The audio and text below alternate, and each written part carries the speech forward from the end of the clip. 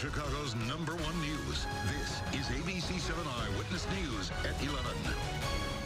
Tanya, thanks. On the Health Beat, help for something that impacts millions of us, and that is mental illness. A recent government study found nearly 1 in 5 American adults deals with mental illness. And mental illness can come in many different forms, like depression, anxiety, addiction, schizophrenia, and personality disorders.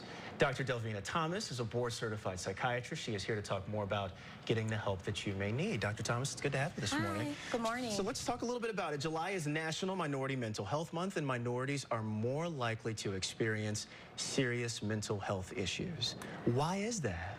Well, one thing is, how often do people really think about their brains? How often do people consider what they don't do and what they do affects their brains?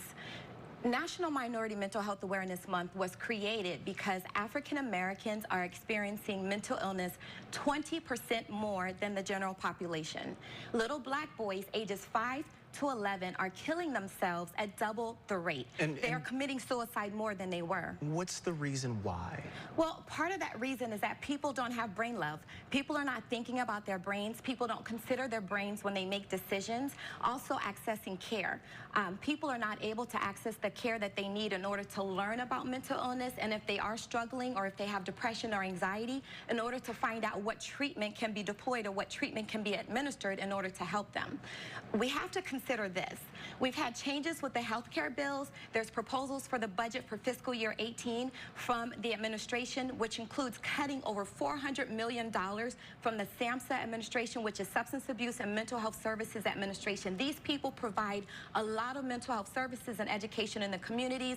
Medicaid will be cut if this proposal is approved. They want to cut over $700 billion from Medicaid. Under the Affordable Care Act, people were able to get access to care under Medicaid. 3 million people were treated.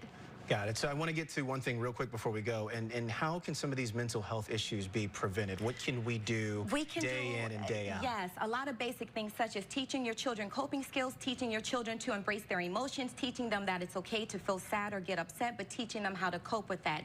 Diet, healthy intake, dietary intake. You have to eat healthy. We need certain foods like sweet potatoes, spinach, plenty of blueberries and grapes, things that can enhance our brain power and provide brain love, as well as seeing a mental health provider if there's a problem. Maybe you need medication instead of meditation. Maybe you need psychotherapy.